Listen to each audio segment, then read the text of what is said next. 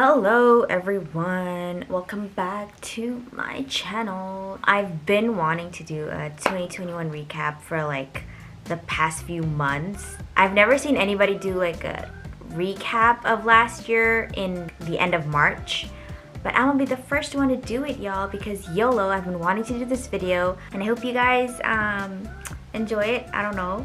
And how do you like my new setup? I think from now on this is gonna be how I like film my new videos. I think it's not too bad, you know, it doesn't look too messy. You can see my little reflection there in the mirror. Yeah, okay, so let's get started. Also please ignore, like I have a cold sore here. In January, I think it was then when I released YouTube video with Seungyeon from CLC. So as you guys know, I've been friends with Soren for like almost 2 years now, and naturally I've also met some other CLC members, and I had a collaboration with Seungyeon, which is their main dancer, and we filmed a YouTube video and it was really fun. She was really sweet. I released the video in February, but I think we filmed it in January. And there's also like really pretty photo shoots that I did, which is one like the rooftop photo shoot. I really liked this one. We literally climbed up to this water tank in the middle of Myeongdong. Like I think it was illegal actually. Like we literally broke into like a building's rooftop to get to their water tank, and then we climbed that.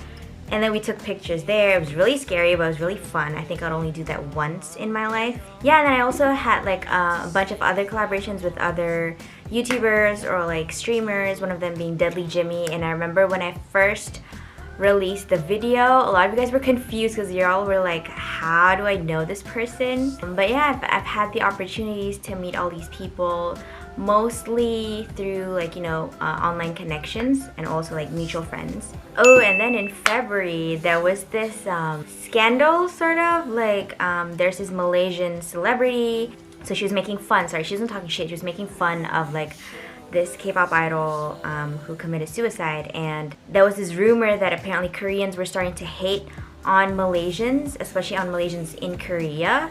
I remember one day waking up and everyone was just like in my DMs asking me like, oh my god, are you okay? Like I hope you're not being discriminated. I hope everything's okay with you over there. And I just got so confused because I was like, nothing's happening. I just completely woke up and got all these texts and DMs and I was like, eh?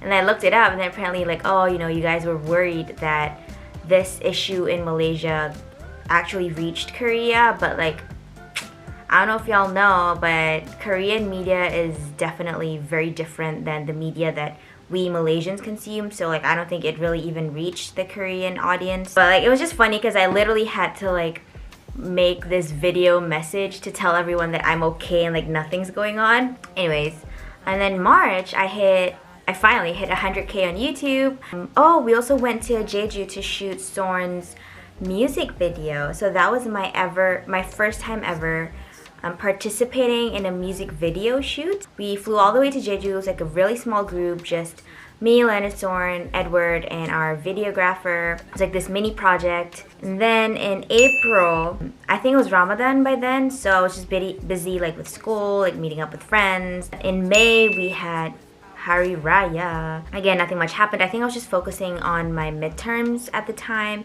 And then in June is when we launched Bunny Brinks. Bunny Brinks is like a character, my cartoon character sort of.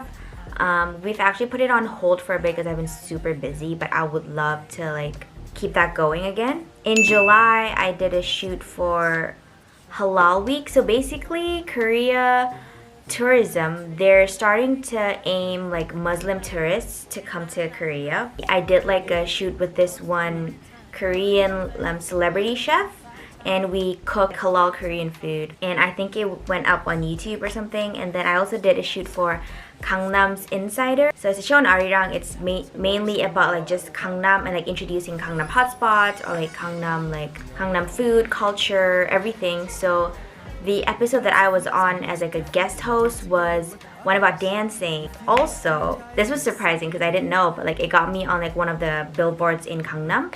So they actually put one of the scenes from the show up there, and then it had like my name on it too. So that was really cool. In August, I did an interview with Seoul Newspaper, which is one of the oldest newspapers in Seoul. they interviewed me about being like a content creator and student in Korea. It's like kind of a bit actual because like the article is fully in Korean and I couldn't find like an English version anywhere else. And oh, this is the fun part. So in September was when I did an interview with Twice for Shopee Malaysia.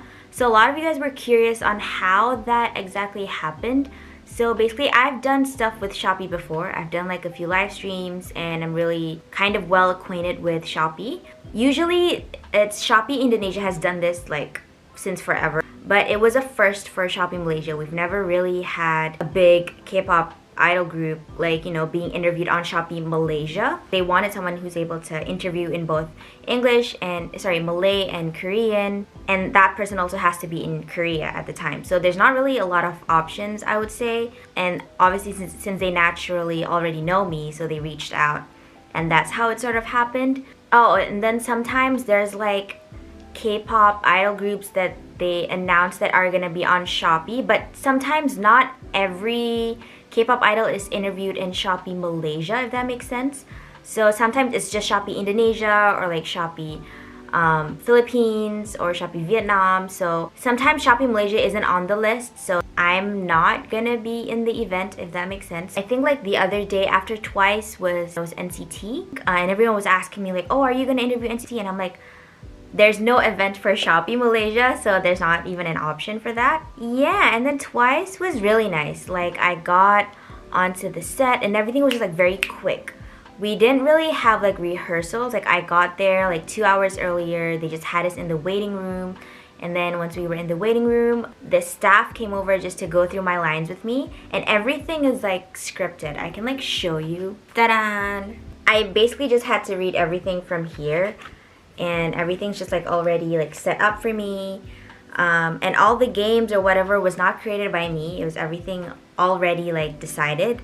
We did it in like 30 minutes, so I would say I was only on stage like in the room with Twice for like 30-40 minutes. It went really fast. So like I just went on stage, like I saw Twice on stage and I was like, okay, 안녕하세요, greeted them, and then like the staff came over, passed me the mic, like clipped me in.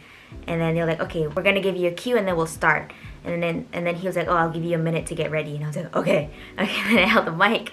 And then the guy was like, okay, cue, 3, 2, 1. I can hear like the director in my earpiece. I don't know if he's a director or stage manager or something like that, but like I heard someone talking to me. And then the person talking to me in my earpiece is also talking to Twice at the same time. So whenever that person talks to Twice, I can hear whatever he's saying. That was just really cool because I've never really done something like that. Oh, and there's also like, it is scripted, okay? But like, whenever I'm asking questions, I don't really know who's gonna answer and how they're gonna answer, right? So I have to translate everything on the spot.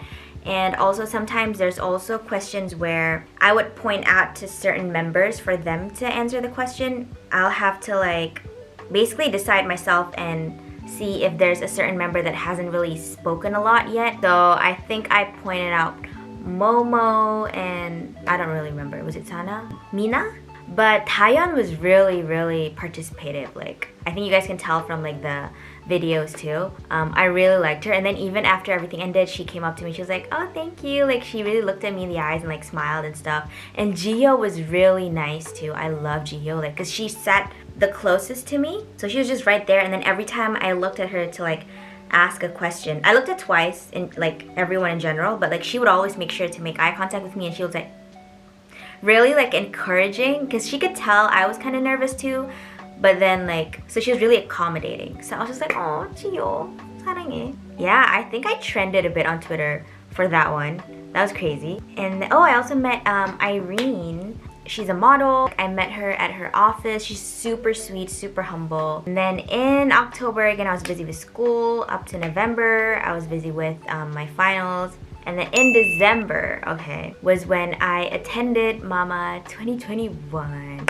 So again, this one also got you guys asking me tons of questions like how. So basically, Mama, I think before they would actually sell tickets, but like because of COVID, the one last year they did not sell tickets, and I think everyone was either came through invitation or they like won like 당첨 I was invited as an influencer. So Mama had like a list of influencers, foreign influencers, not Korean, foreign influencers that they invited just to like help promote the show, sort of. So basically, I got to know about this because my friend works at a company that's working with Mama. They sort of like, I think, recommended me and stuff. You can also apply, but they have like a certain qualification, like the amount of followers and what platform, stuff like that. And then yeah, so we went there, and then I just had to post like 2 TikToks, I think. The whole thing was like 6 hours ish, and they were so strict on the COVID like procedure. So like once we entered the building, we're not allowed to eat, drink, like literally take off our mask. And then once we leave the building, we can't come back in. We can't even clap or cheer for anyone. So they gave us this like foldable like fan. That's what we used to like support all the performers and idols. The stage was so close because I literally got to sit front row. It was kind of small actually. I had like a bigger like stage in mind, but it was actually pretty small, I think, because like they didn't have like a big crowd, and I could see like in person which performances are like live and which ones were recorded. And there was like a part where they added like AR or like animation, and I was like, whoa, that's so cool, because what I'm seeing on screen and what I'm seeing in real life is kind of different. I had a really fun 2021, I would say. Yeah, so that's all I wanted to say. I just wanted like a record of like my 2021, kind of how I did my 2020 recap. I thought that this would be really cool because you guys have been like curious about like the behind the scenes and whatnot. So I think 2022 for me, it's gonna be my final year in Korea. I haven't decided yet after I graduate if I want to stay or if I want to go to LA or go back to Malaysia. My options are still open. Yeah, I will try to make much more content for you guys. I feel like I've been so inconsistent with YouTube. I hope you guys stay tuned. Yeah, and don't forget to like and subscribe. Bye!